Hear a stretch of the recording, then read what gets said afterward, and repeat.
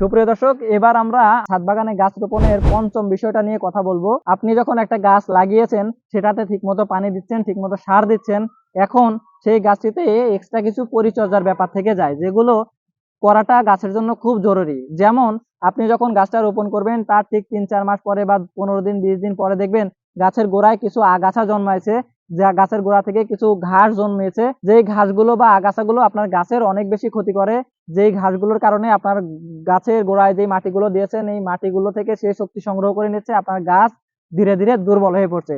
এই জন্য আপনি 1 মাস পরে পরে অথবা 2 মাস পরে পরে যখন দেখবেন যে আপনার গাছের গোড়ায়, বালতির গোড়ায় অথবা ড্রামের মধ্যে অনেক বেশি পরিমাণ ঘাস জন্মে গেছে অথবা আগাছা জন্মে গেছে, সেগুলোকে সবসময় পরিষ্কার করে রাখবেন। এই ক্ষেত্রে আপনার গাছে সারের পরিমাণ কম লাগবে এবং আপনার গাছটা সুস্থ সবলভাবে বেড়ে উঠবে।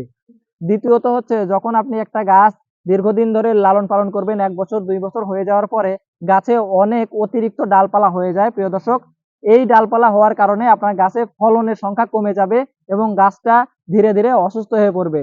যে কারণে এমন অনেকগুলো গাছ আছে যেই গাছগুলো প্রতি বছর কাটিং করতে হয়, যে কাটিং করার ফলে সেই গাছগুলোতে অধিক পরিমাণে ফলন পাওয়া যায়। গাছটাকে কখন প্রুনিং করতে হবে, গাছটার কখন সার প্রয়োগ করতে হবে, এই ছোট ছোট বিষয়গুলো যদি আপনি খেয়াল রাখেন, আপনি কিন্তু একজন সফল বাগানী হতে পারবেন।